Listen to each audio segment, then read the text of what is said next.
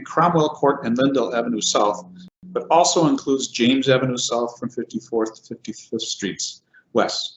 These streets were all reconstructed in 1975 and have a pavement condition index of 63. Actually, Girard Avenue from Minnehaha Parkway to 53rd Street has been removed from the original project designation. This street segment was repaved as part of the 2019 sewer main replacement project there and does not require resurfacing at this time.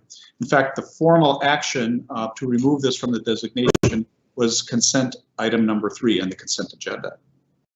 The proposed street resurfacing special assessments were determined by applying the 2021 uniform assessment rates to the land area of benefited parcels located within the street influence zone along the improved streets. These assessments are not calculated based on their project cost alone. The city uses a formula that combines influence area with an annually established uniform assessment rate.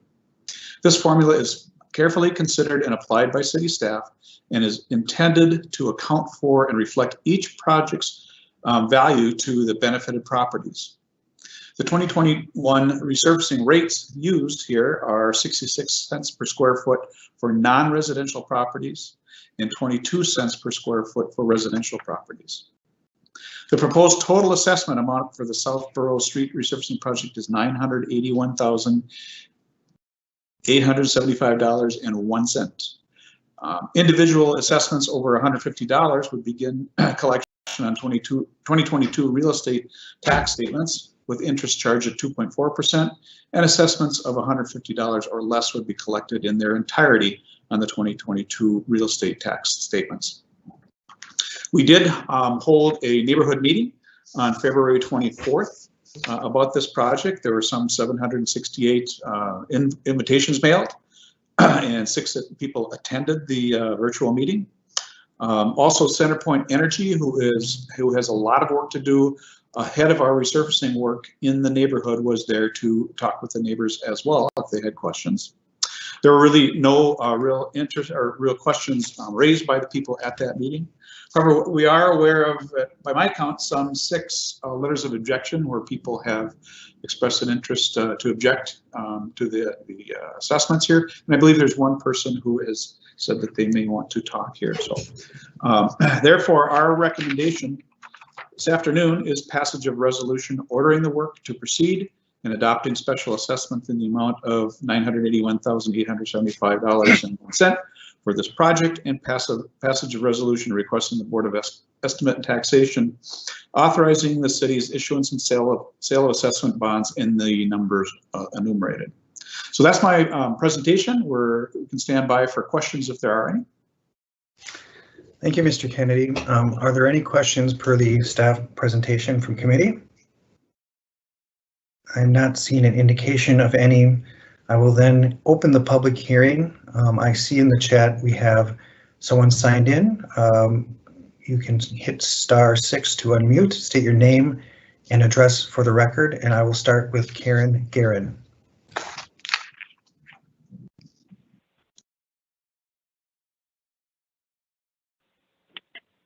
I have 3 concerns regarding this project that I would like to have addressed. The first is pretty basic. Why is this project even being proposed? Our streets in this neighborhood are not pristine, but they don't require an undertaking of this magnitude to be perfectly serviceable. The second is that the taxes in this neighborhood are already very high. Why isn't that money used for paving projects rather than imposing an additional assessment? And the third, which I think is particularly relevant at this time, I have to question the timing of this proposal. Many people are struggling just to stay in their homes. And you're asking us to pay over $1,000 for a project that isn't needed. Why? That is the substance of my questions, and I would appreciate a response. Thank you. Thank you for the presentation and those points. We will respond to them. Typically, we try to take in all testimony and then give a uniform and aggregate response.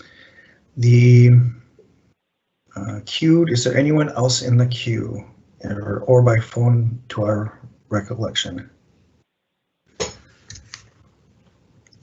Not seeing anyone. Anyone wish to address us? If you're on phone, press *6. Anyone? If not, I will close the public hearing and ask Mr. Kennedy to respond to the query by the presenter in the hearing. Thank you, Mr. Chair. Yeah, I'd be happy to respond. The method of funding these projects is typically partially by assessments, partially by net debt bonds, which are supported by property taxes. Sometimes we can find state aid, Minnesota state aid or gas tax dollars to help support it as well. So property taxes are already being used, and it's just typical for the city and many other municipalities to also fund their street work partially by assessments. Why is it being proposed? The condition of the streets, we get this question a lot. People look out and say, this street doesn't look so bad. But it's in the point of its life cycle where if we don't take some kind of steps like this at this time, it's on a slippery slope and the pavement conditions deteriorate very rapidly, and we get to a point where we would have to do resurfacing or a reconstruction project at a much higher cost. And so this is a way to extend life cycle so that we don't have to come by with a much higher assessment in the near future. And many people are asking, why are we doing this at the time of the pandemic? The city feels that we need to continue to deliver these valued services that people want. This is street resurfacing. It goes a long ways toward neighborhood livability and overall livability in the city. And it's just part of it's in the point of its life cycle right now where the work needs to be done. Thank you for that. Yeah, sometimes when you do a large area with multiple streets, any given section might have a certain condition on the index versus another, but in aggregate, there's probably an overall systemic question about its condition in that general area. And projects aren't done foot by foot, they're done street by street, if that is a good way to summarize. So are there any other questions or deliberation from committee? If not, I would, Councilmember Palmisano. Thank you, Mr. Chair. I just wanted to acknowledge the person who called in, Ms. Guerin's comments, and say that the way that we've heard input or feedback so far these first couple of weeks as it's been thawing has really been about the condition of other roads that happen to be our parkways, right? People are losing tires, rims of their cars on Lake Harriet Parkway and are screaming at us about that. And I appreciate that. It's hard to try to understand that our parkways are on a different road maintenance program than our city streets. But these city streets, particularly for this Burroughs project, they are not uniformly in need for repair, but there are some very weird pockets here. And I usually talk about resurfacing like preventive care, right? Like preventive health care.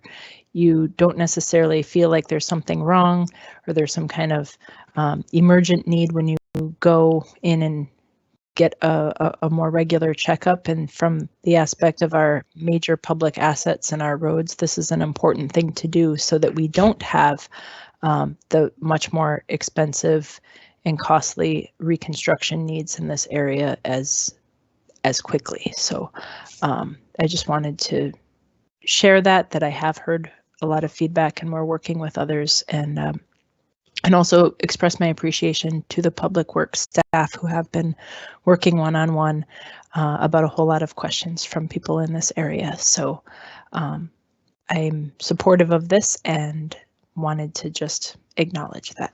Thanks. Thank you for that commentary and context. Anyone else wish to make comment from the committee? If not, I will ask the clerk to call the roll. Councilmember Gordon. Aye. Fletcher, Aye. Johnson, Aye. Palmisano, Aye. Bender, Chair Wright. Aye. There are 5 ayes. That carries, and we can now go to public hearing 2. Director Jelly. Thank you, Chair Reich. Our second item is a public hearing on the Stormwater Management Ordinance, and Stephanie Johnson, Director of Surface Water and Sewers, will introduce this item. Thank you, Director Jelly. Good afternoon, Chair Reich and members of the committee. I'm Stephanie Johnson, Director of the Surface Water and Sewers Division within the Public Works Department, and on behalf of our whole team, we are pleased to bring forward this stormwater update to you today. This proposed ordinance update is the result of several years of work amongst our team, which included staff from both the Surface Water and Sewers Division, as well as staff from the Minneapolis Park and Recreation Board. It's the product of regulatory review, technical work, and reflects feedback from several stakeholder groups as shown in our stakeholder engagement program in your request for council action. I'd like to introduce Elizabeth Stout, our Water Resources Regulatory Manager, who will be making the presentation for today's public hearing.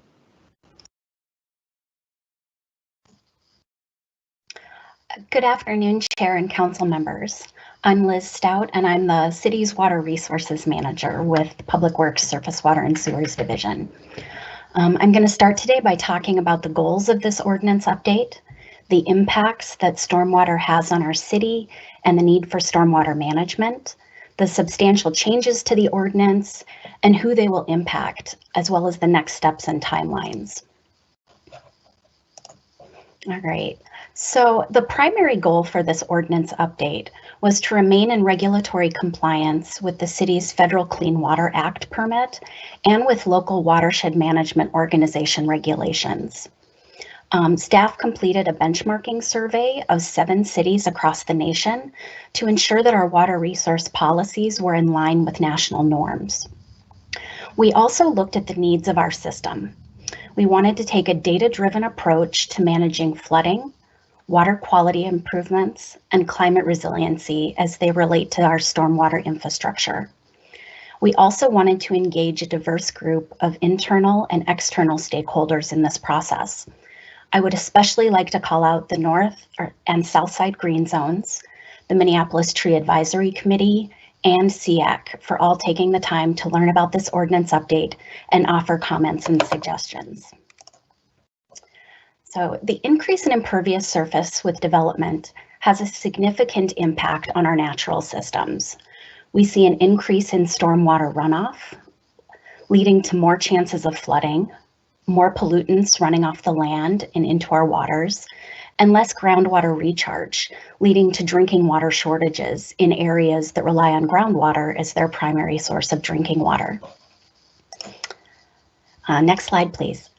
Stormwater management, as we are requiring in this ordinance, attempts to help mitigate these impacts to our natural systems by reducing stormwater runoff rates and helping to relieve the burden on our existing storm sewer system.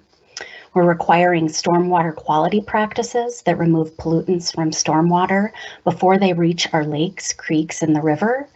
And we're requiring infiltration in appropriate areas to help recharge aquifers.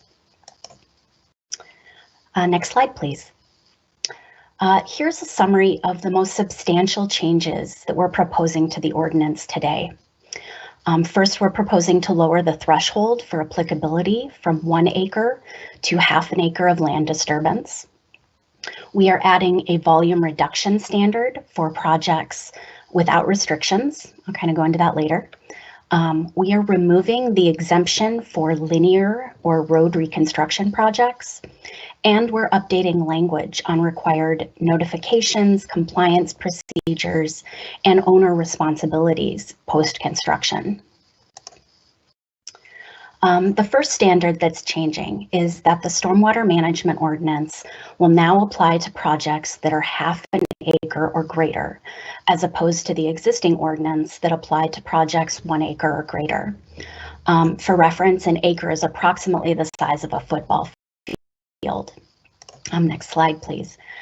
Based on past trends, this chart is showing data from 2012 through 2019.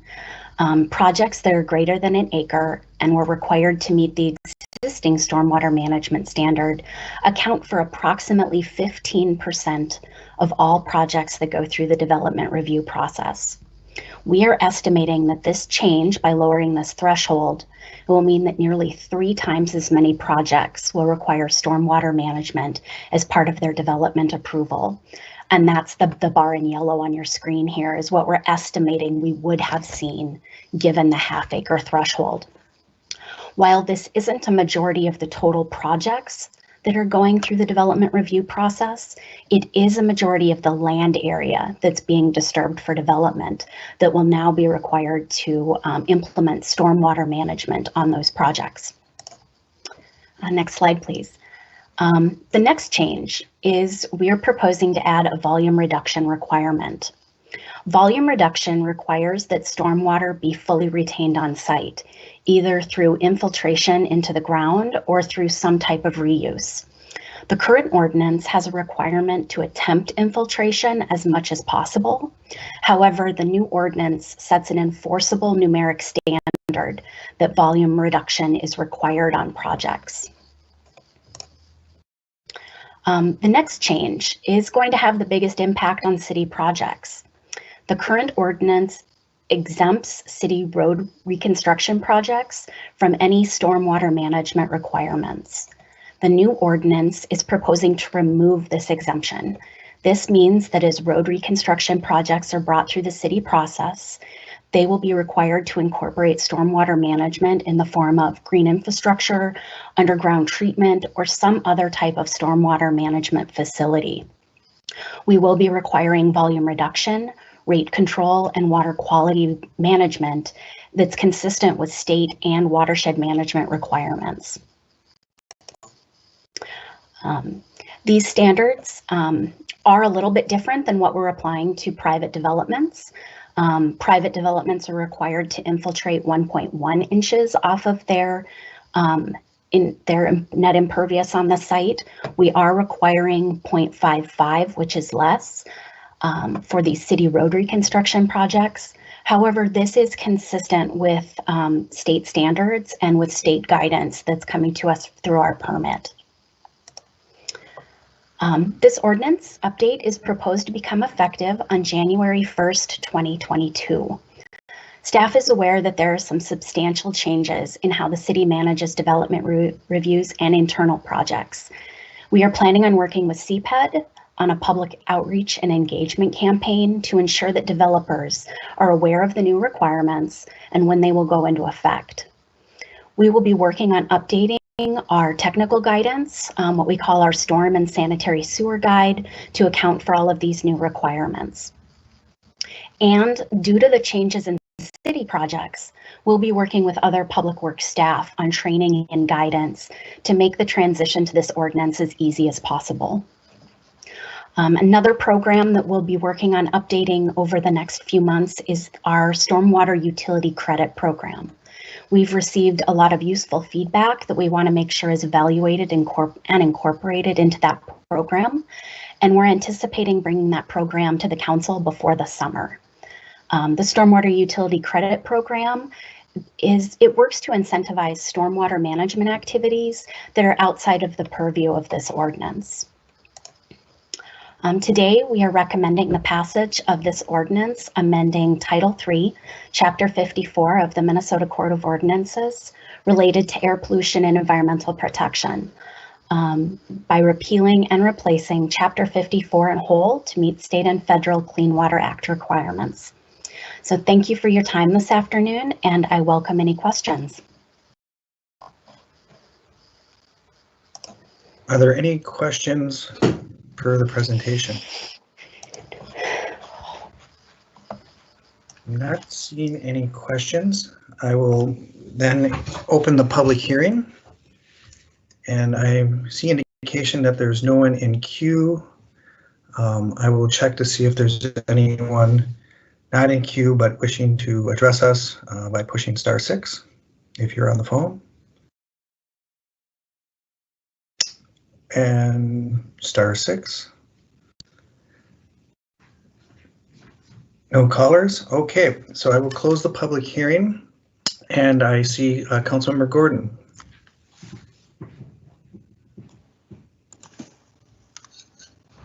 Thank you, and I appreciate the report. I had a couple of questions. Maybe you could talk about a little bit more. And you did kind of focus in on the 1 acre versus 0.5 acres. And I'm just wondering why we didn't decide to go lower now. And wouldn't that also yield some good benefits? And then the second one was about managing all the stormwater on site. Do we make any accommodations for the possibility that there might be some kind of shared stormwater management potential with nearby property owners, a park, that someone that's even looking for a wetland? I mean, I don't know, but it seems like, in fact, I've seen one that we've tried in an innovation district in the city. It seems to have been somewhat successful, and I wonder if would that still be an option for some of these, or could that possibly be an option?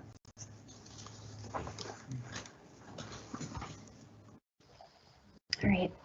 Thank you, Councilmember Gordon. I'm going to address your first question in regards to the 1 acre versus half an acre threshold.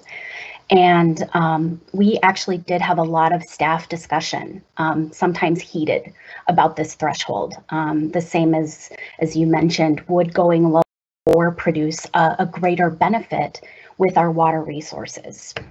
We looked at our benchmarking that we did nationwide as well as regionally at different cities. And we did decide on the half an acre because first of all, it does capture the majority of actual land area that's being developed, but it is large enough where the property itself has area available for stormwater management. Looking at some regional communities, those triggers range anywhere from being that acre all the way down to 5,000 square feet, which we felt was far, far too small. So there is really a limit on how small we can go and still get a fully functioning system that a property owner can fit onto their property with doing development that isn't an undue burden. And we really landed after a lot of discussion on this half an acre threshold. And then your second question on shared systems. We are in no way opposed to shared systems. We are working internally with public agencies to develop some type of a public banking system for city projects or with the University of Minnesota. We're a little reluctant to have some type of banking like that for private development, simply because a private property owner or a private business, we have concerns that they may not be around long-term in the long-term use of these BMPs, which may exist for 30 years. So we want a public entity to be involved in that banking program. But there's nowhere in this ordinance where it rules out the possibility of doing something like was done at Towerside or in the Innovation District. We would certainly be open to partnerships like that with watershed management organizations or others. So there's no language in this ordinance that rules out those type of projects. Okay, thank you very much. I think one thing we should all think of is maybe educational opportunities for smaller projects and smaller actions that people could take when they're developing something. I know we have a fee that could make people think twice about how they're managing their stormwater potentially, and I'm not sure how well that's working as a lever. And I don't know, there might even be a rule that if a project that's smaller comes through for plan development review or something, people are handed some information or they're made aware of some things. So let's keep that. I'm sure you guys are keeping that in mind, knowing how fabulous you all are, but let's just keep that in mind as we're going forward. Thank you for those points, Councilmember Gordon. I'll call on Councilmember Fletcher. Thank you, Chair Reich, and thank you for this presentation and for all of the work that went into this. I know this has been in process for quite a while and really did take some careful thought and study. And I just wanted to kind of say to reflect the feedback I've heard from Ward 3 constituents who live along the river, that the lack of public testimony here at this hearing is not in any way a reflection of a lack of public interest in this topic. That in fact, I think it probably does reflect that people like the direction that the city is going, and it didn't feel the need to come up and testify to the contrary. But I think this really is a significant improvement, both that we're including public infrastructure, the right-of-way projects in this policy, and that we are capturing some smaller projects. I've definitely had projects built in Ward 3 where constituents have asked us to impose this on a particular project, to say we want to make sure there's not runoff. Can't we do something more? And it's been hard sometimes that we can't arbitrarily assign something like this on a project by project basis and say you have to do this, because the council member says so, or because the neighborhood asked for it. We have to do it in policy, and we have to do it in a thoughtful, deliberate way where we vote on it. And this gives us the opportunity now to make this a part of projects going forward. And that is a fix that people have been asking for on a project by project basis. And I really appreciate that we're going to have this change to the way we design these projects. Thank you. Thank you for those comments, Councilmember Fletcher. Anyone else on committee wish to comment? If not, I see Director Jelly is in the queue. Thank you, Chair Reich. I thought maybe I would give a quick thank you to the staff and to the committee after the public hearing, as not to jinx anything, but this update has been going on for multiple years. It spanned multiple surface water and sewers directors. I think to Councilmember Fletcher's point, I think today reflects good intentional outreach and conversations. These are regulations, and usually, or it can happen when we're updating our regulations, we'll hear more at this point. And I think it's a reflection of the really good work of the team, and again, driving towards our city adopted goals. And I just want to thank Stephanie and thank Liz and thank the rest of the team. Thank you. Thank you for those comments, and I will echo those thanks as well. The team put together, I think, a extremely well laid out document that I think is going to be useful and durable over time. I really think that the living aspect of the document, I think, goes right to the heart of what Councilmember Gordon was talking about in terms of continued education outside of the regulation that could bring behaviors and performance, particularly to those smaller lot sizes. I think that's a really important point, and I think also, as it was highlighted in the staff presentation, that we will be bringing on the development world and other players in the built form moving forward to, if they haven't been engaged in this conversation, that we are going to be there in a help not hinder, educate to the performance that we hope to get through this ordinance regulation in a partnership sort of way. And so I'm just so glad that that's embedded in this document, so it's not sort of static in time, that we already contemplate further engagement and further participation as we move to get these outcomes, which I think is very valuable for any sort of regulatory framework. And I think Councilmember Fletcher really touched on something that I think is very apparent but concur with my observation, particularly with river neighborhoods that both he and I have a fair number of. They're very engaged, particularly when there's certain areas that are contemplated for redevelopment. The question of what does that mean for the river? What does that mean for the environment is a big open question and a long-standing one. And so I think this is very much a reflection of strong civic activism around environment and built environment.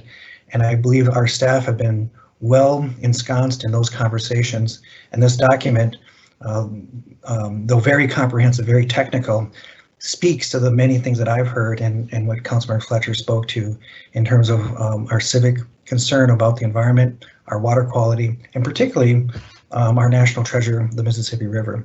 So I really applaud this ultimate document, but I do know much is in the implementation and look forward to that as well, assuming that we put this on the books.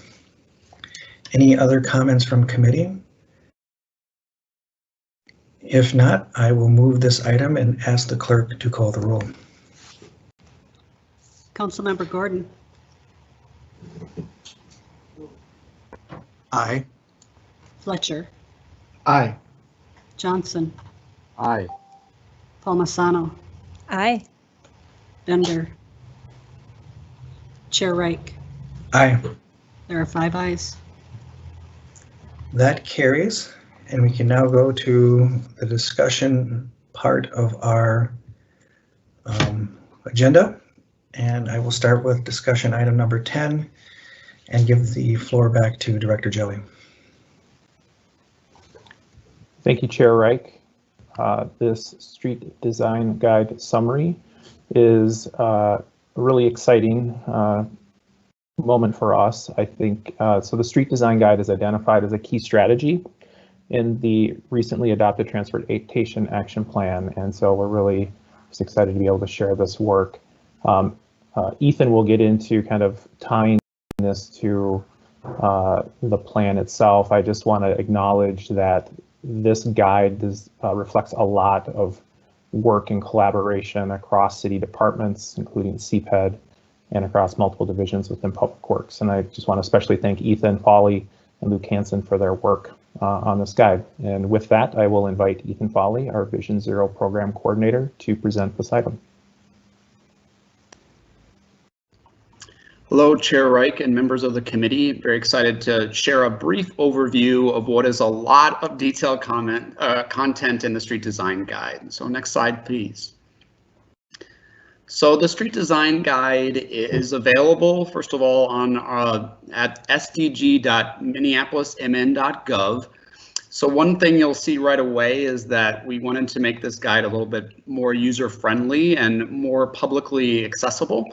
So it's mostly housed in a website there, and we encourage people to take a look.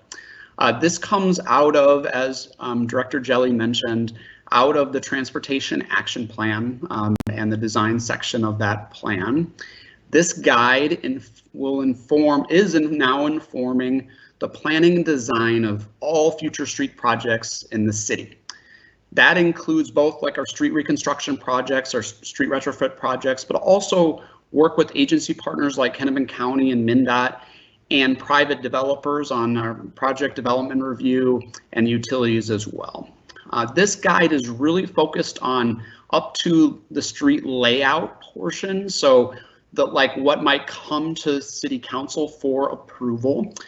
It does not have all of the details in detailed design. So just a note on that. It does replace previously used guidance from Access Minneapolis, the street and sidewalk design guidelines. One thing I think is important to note here is that this is a living document, so we will be regularly adding to this document and making adjustments based on adopted policy and best practices and feedback that we receive.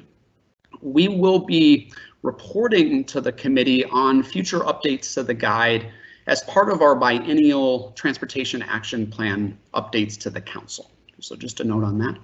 Next slide, please.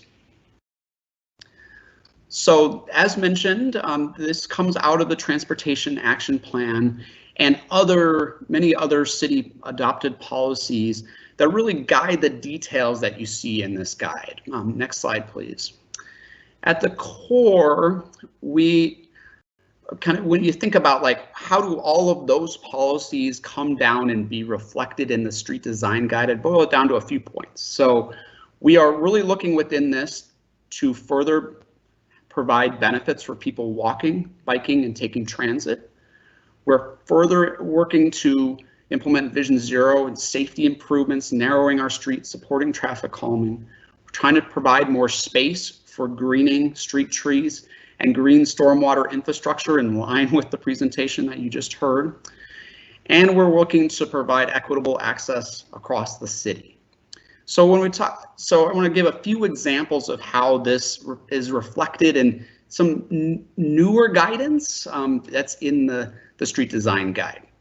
Overall, you're going to see in this guide increased flexibility compared to the Access Minneapolis guide. Additional flexibilities to how we can fit different elements in a constrained right-of-way.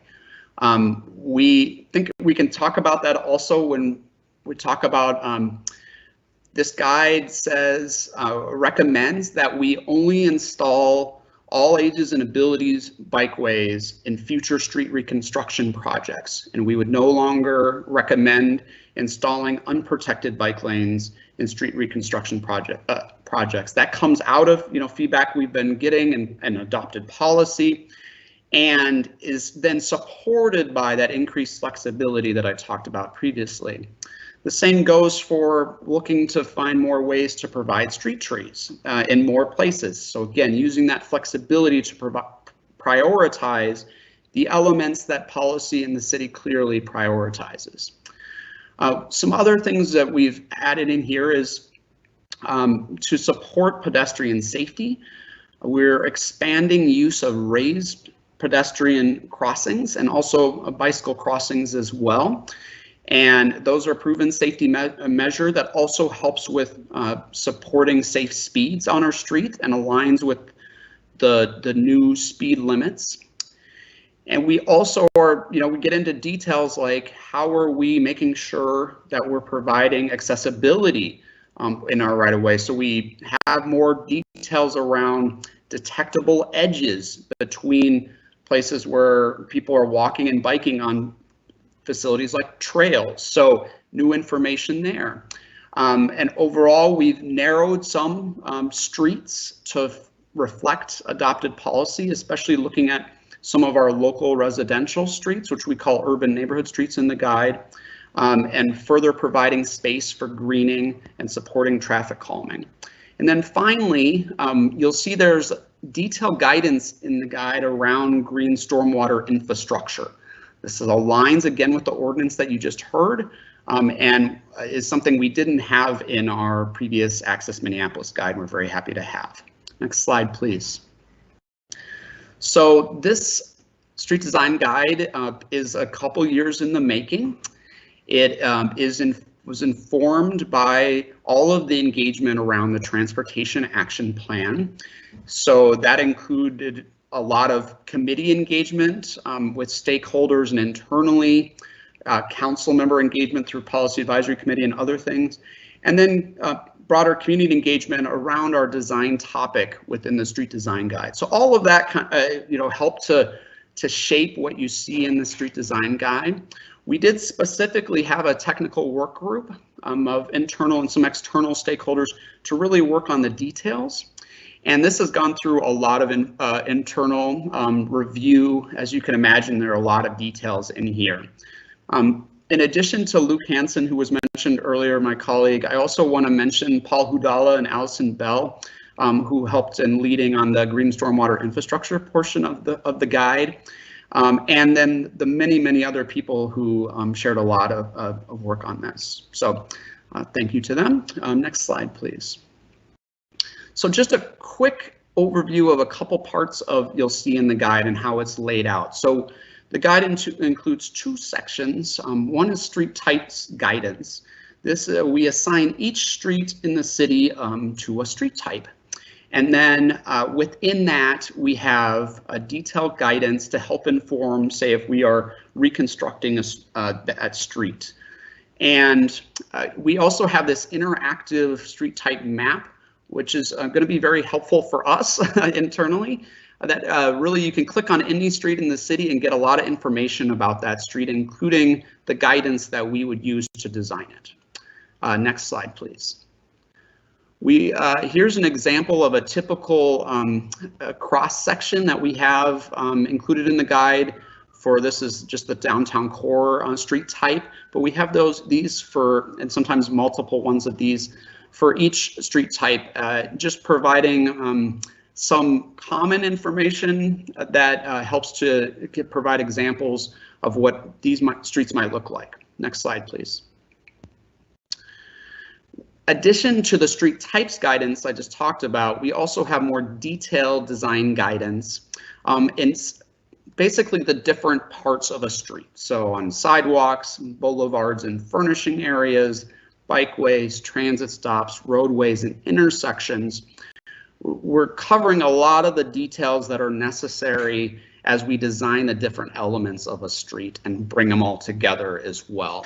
And so you see some of some graphical examples that these are just really illustrative of the level of detail that's in this guide, where we are really getting down to how do we make all that policy really fit into, in the left example here, a protected intersection that works for people walking and biking and then everybody through an intersection in a safe and comfortable way. And then the right, how are we balancing by street type the various widths we should have to provide a great pedestrian environment. Next slide, please. This is, again, the website for the street design guide, and I'm happy to take any questions. Thank you very much for the opportunity. Are there any questions per the staff presentation on this discussion item? I'm not seeing any questions.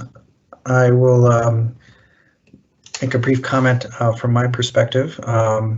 It's not surprising to me that not too shortly after we created a very long in the making transportation action plan document, that right out of the gate, Mr. Foley is coming out with a tool to help make it real and implement it in the actual built world. So I'm not surprised, but it is work that we shouldn't take for granted. I'm very impressed by the speed in which you're bringing this to the public.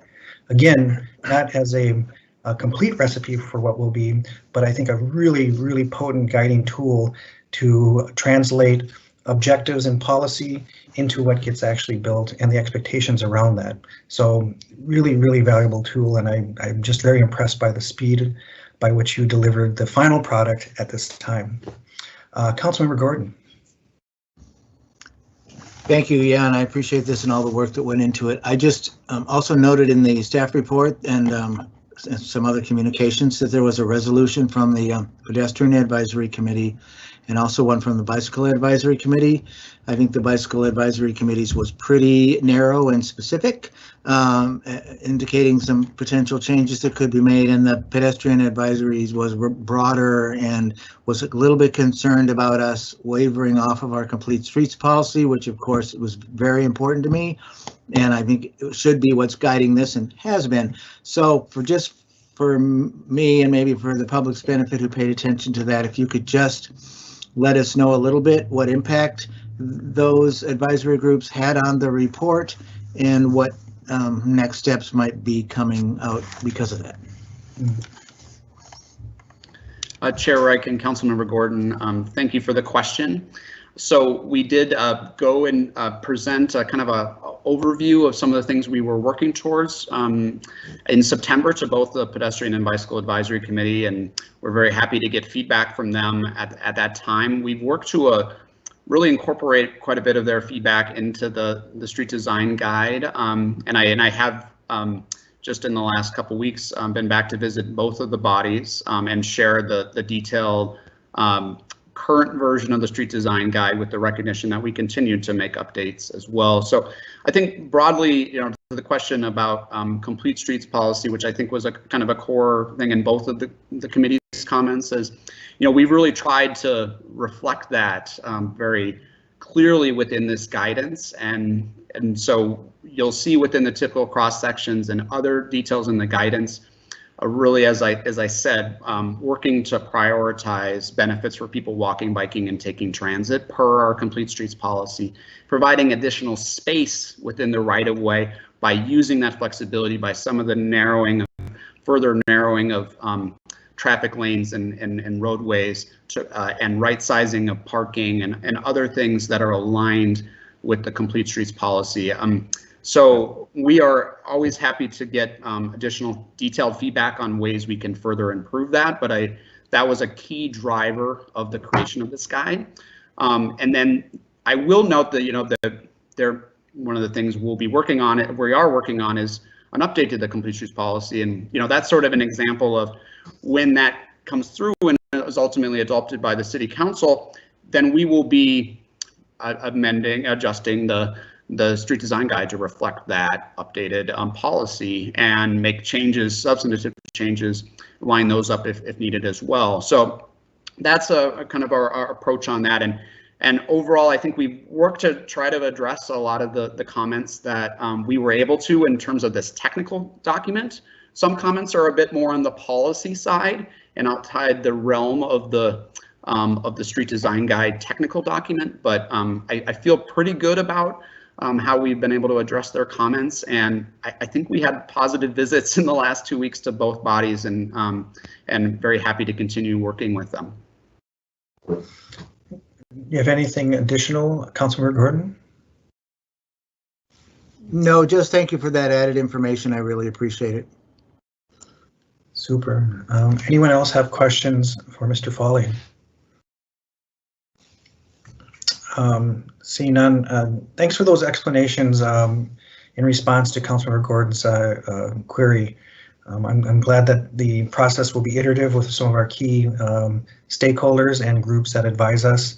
And yeah, before you even gave your explicit answer, I was thinking about we are in the process of updating our complete streets, and so we want to be able to accommodate whatever adjustments happen per that document, which I'm sure will have many of the core principles of our current complete streets, but might have refinements that are based on things we know now that we didn't know then, and also a sense of being even bolder with how we think of infrastructure, how people move, and how it impacts people's lives in a more, probably more explicit ways than in the past. So look forward to that interaction of the iterative process between the two documents. If there's no other questions or commentary, and if there's no objection, I will instruct the clerk to receive and file this discussion item number 10. And that brings us to item 11, our final item. Director Jelly. Thank you, Chair Reich. This is a Highway 252 I-94 project update from MnDOT, and I would like Katie White, who is a transportation planner in transportation planning and programming, to introduce this item. Thank you very much, Chair Reich and council members. My name is Katie White in TPP and Public Works. I am here today to introduce an update from a MnDOT team on the Highway 252 and I-94 project. Highway 252, of course, falls outside of the city of Minneapolis, but feeds directly into I-94 right about at the city limits in North Minneapolis. Highway 252 absolutely needs improvements. It has been demonstrated over the last several years to be unsafe. Changes to 252 will have an impact to Minneapolis and I-94, depending on what changes are implemented on the 252 side. So Minneapolis has been a project partner for the last couple of years on determining what these impacts or improvements should be on 252, and then therefore what the impacts could be on I-94 in North Minneapolis as well.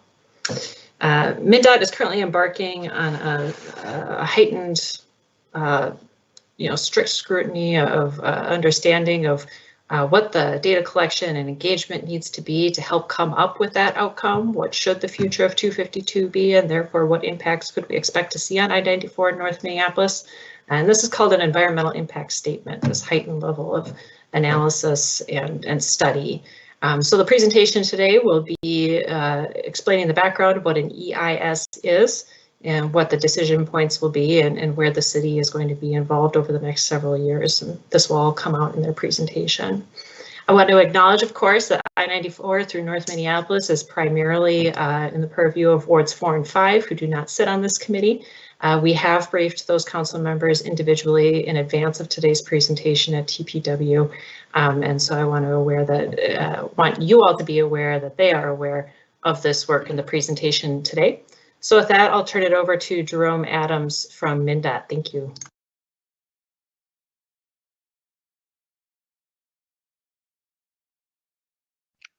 Hi, let's see, does my mute button work? Can everyone hear me? Yes. All right, Chris, were you gonna start this, Chris, and then I go into it, Chris? Yeah, sure can. I just wanted to take the opportunity and say thank you. We appreciate the time here on the agenda and your interest in the project. So with that, I think we can advance to the next slide. And Katie, maybe real quick, how much time do we have to present? What kind of timeline you want? I'll leave that for the chair. I think whatever allows you to cover the materials that you wish to present. All right, 10 p.m. tonight. Sounds good. That was Not a quite. joke. That was a joke. Go ahead, Chris. All right, so the main takeaways from our presentation today, I think, as Katie said, MnDOT's leading our environmental review for the corridors of 252 and I-94. It's called an environmental impact statement. And really what it's looking to do is establish corridor visions for these two highways within the area that we're studying. And in this case, 252, the northern boundary of our study, we're proposing to be Highway 610. And on the south, in the city of Minneapolis, our southern boundary that we're proposing is the 4th Street exit in the downtown there. So as far as really the key messages I think we're trying to get across today, we've got, we're really in the initial phase of this EIS, the very beginning. We've been working for the last year to try and take the feedback that was received under the previous efforts and use that to inform kind of the development of these key steps in the process. The first steps being the identification of that project study area, identifying what the purpose for the project is and what transportation needs exist, a statement of those objectives that might not be directly related to transportation needs, but are important considerations nonetheless, and then documentation and identification of the evaluation criteria, or those criteria by which we're going to look at different alternatives.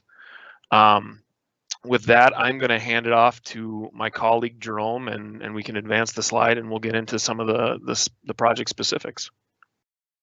Very good. Hello, everyone. My name is Jerome Adams, and I am the MnDOT project manager for the 252 I-94 project.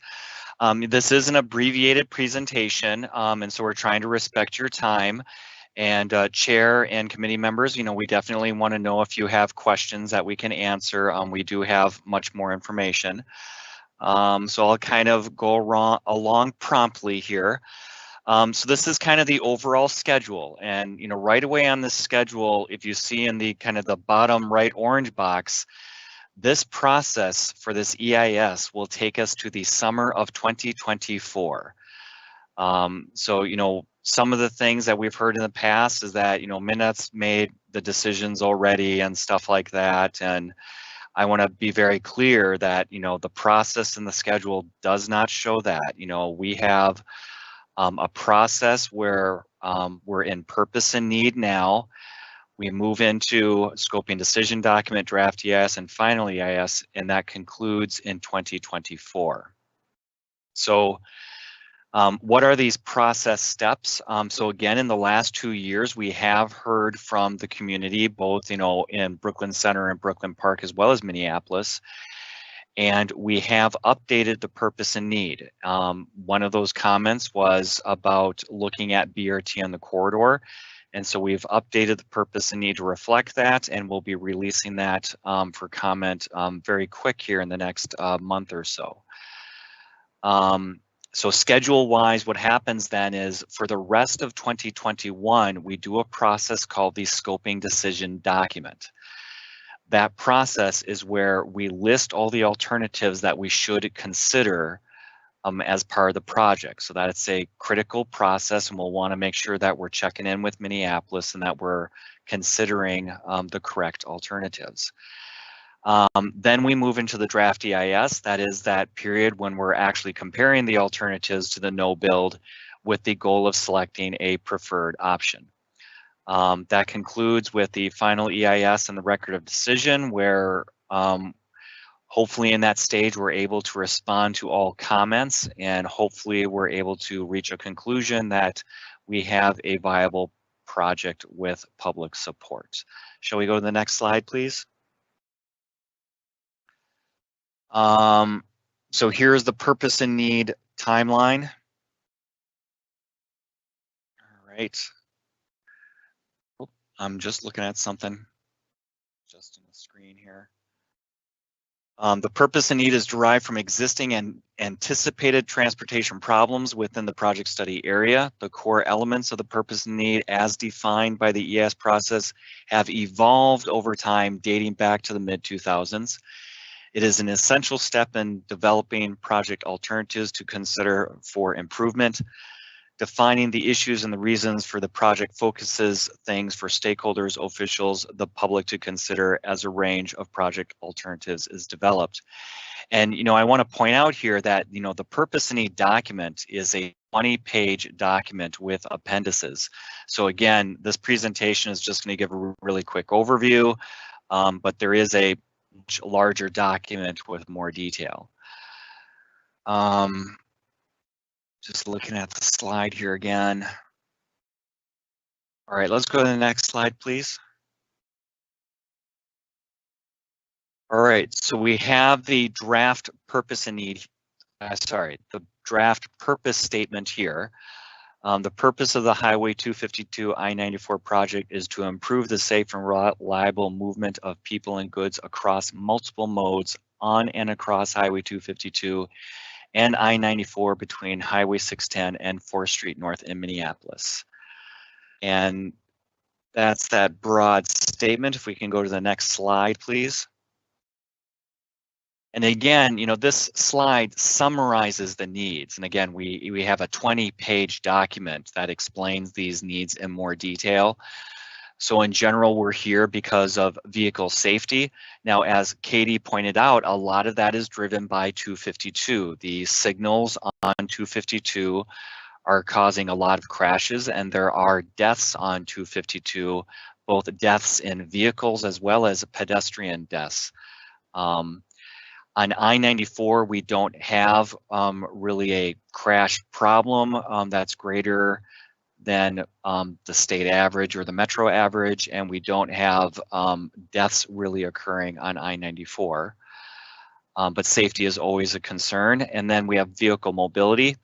And again, in this vehicle mobility, this is a big bucket. So in here, we are doing a transit feasibility study to look at BRT and other transit options in the corridor. Again, 252 drives a lot of the poor mobility with vehicles because of the signals. And as Katie mentioned, depending on the fix we do on 252, that can send more traffic to Minneapolis. And of course, as all of you know, Metropolitan Council has a policy that we need to look at transit advantages and making sure that we're improving transit on projects. And MnDOT and Metro Council acknowledge that we simply can't build enough general purpose lanes for single occupant vehicles. Then the last need is walkability and bikeability. And again, on 252, it's at-grade crossings are very dangerous on 252, but it is important to highlight that walkability and bikeability is extremely important on the I-94 corridor. And some of the data that we're pulling right now shows that the greatest walkability, bikeability need is in fact in that portion of 94 south of Dowling. So these are kind of an overview of the needs there. Shall we go to the next slide?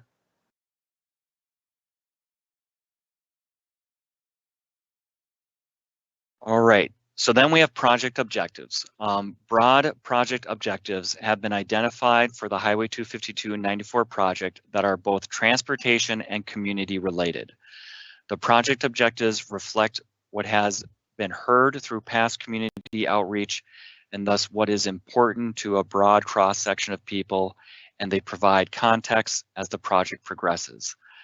They are reduce injuries and fatalities associated with crashes along Highway 252 and 94, promote public health by improving bikeability, walkability on and across Highway 252 and I-94, and by supporting reliable transit service through operational improvements. Ensure solutions are consistent with local planning and compatible with existing road network. Minimize the need to acquire additional property, and achieve equitable social, environmental, and economic outcomes. Shall we go to the next slide, please?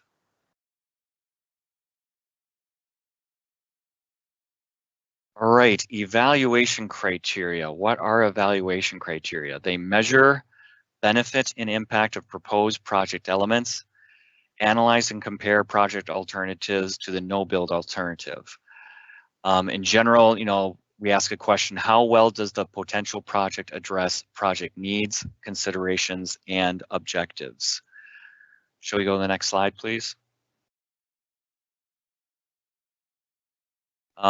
So these are kind of the headings of the criteria, and again, this is an abbreviated presentation. We have a entire technical memo on what the evaluation criteria is, and of course, we have many engineering criteria that we're using. Level of service and MLOS and volumes and VMT and everything like that.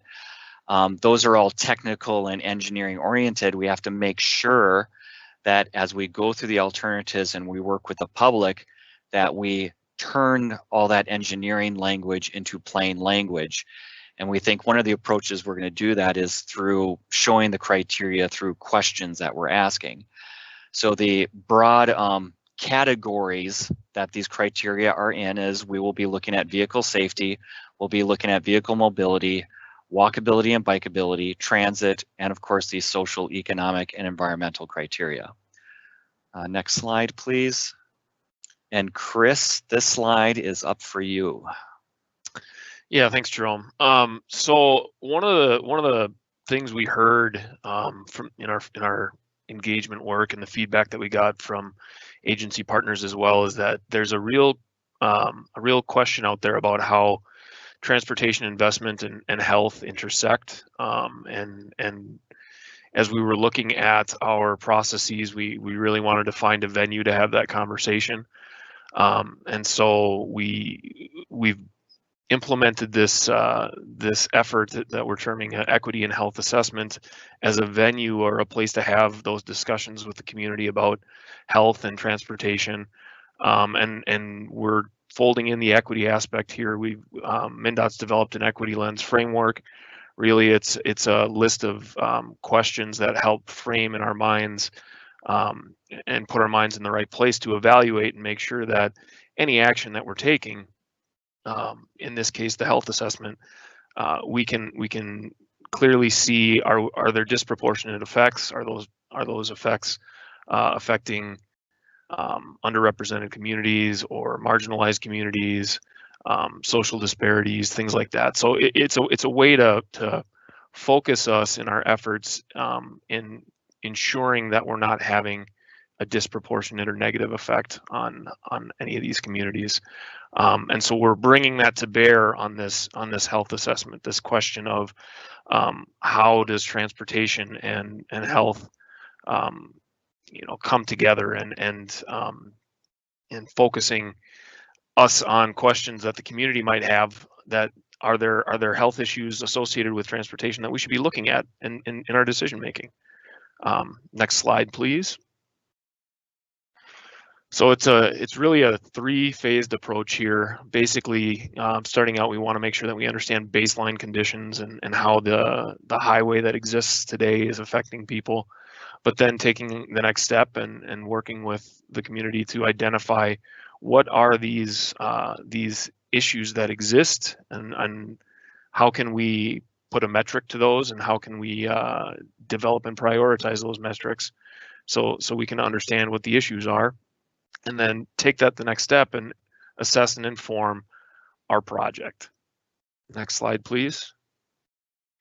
This is a real abbreviated time frame for this effort. I think the reality is that we might see some schedule slide on this, but we're really looking to try and deliver this in the next, or this effort in the next year, by the end of the year here, to really understand are there significant health issues that exist that our project alternatives might affect, and understanding what that is. So between now and December, we'll be looking to really kind of get into the weeds with members of the public that live and work alongside these corridors on a daily basis. Next slide, please. I think Jerome, this was a slide for you. All right, there's my mute off. All right, you can hear me, Chris? Yes. Shaking his head. Okay, so this is the alternative. So what happens next? So in the next year, we're doing this scoping decision document, and that is steps 1, 2, and 3 you see on this slide. And then step 4 is really going to take off in the year 2022, and that's the draft EIS process that takes us through 2024. So again, in this next year, in the year of 2021, we are creating the alternatives to be considered in the draft EIS. Step 1 is, we identify the project improvements we should be looking at. Again, the transit feasibility study folds into that. So we do, lots of different engineering studies. The transit feasibility study is focusing on transit. We're also looking at bike and ped connectivity. We also, of course, look at, the good old-fashioned traffic volumes on the roads. And so we look at all of that and we put together the improvements that we should look at. Step 2 then gets in, how do we package those improvements into a set of alternatives? And step 3 really asks the question, do those alternatives we've assembled meet the purpose and need, and should they be considered in the draft EIS? So this is a critical step that'll take us through about,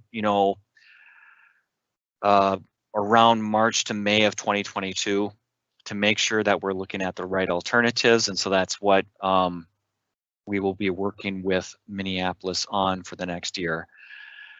Then after 2022, we launch into the draft EIS with step 4, and we actually start comparing those alternatives to the no build and see if we can select one single alternative for construction. Shall we move to the next slide? So, we've gone through quite a bit of stepwise things that are happening as part of this project, and that needs to be supported by a robust public engagement process. I've got a few things up here on the slide just to lay out kind of what's been happening in recent months and is ongoing. We've got these EIS 101s, as we're terming them. They're basically a educational themes that we'd previously heard, where there was quite a bit of questions about how things were incorporated. So we developed something to help folks get a baseline understanding, and then provide us with their thoughts in listening sessions. Furthermore, we've got these council presentations like we're here today, just to try and make sure that we're getting our policymakers up to speed on the initial steps here. But then furthermore, to support kind of some of these other efforts that Jerome's highlighted with the scoping decision document, especially over the next year, we have both targeted stakeholder outreach and kind of broad outreach as well. So there's going to be themes that emerge and interests that emerge that are going to take some specific opportunity to engage with the public and get their feedback on. And that's really that targeted stakeholder outreach between now and November-ish to support that scoping decision document. But also there's kind of the broad and general outreach and engagement that needs to happen, just to keep people plugged into the process and understanding what's coming next and where there's opportunities to learn or to provide additional comment.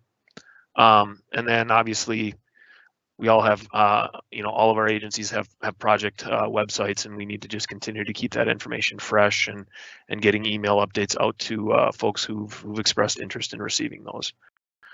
So that's kind of the high level overview, I guess, of the public engagement ongoing on the project.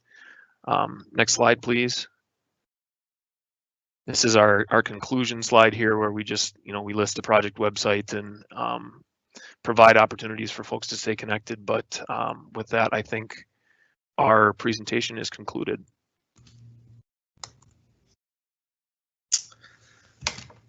Thank you for that. And if there's no further commentary from Public Works, I'll entertain commentary from the committee members or query. Any questions per the MnDOT presentation?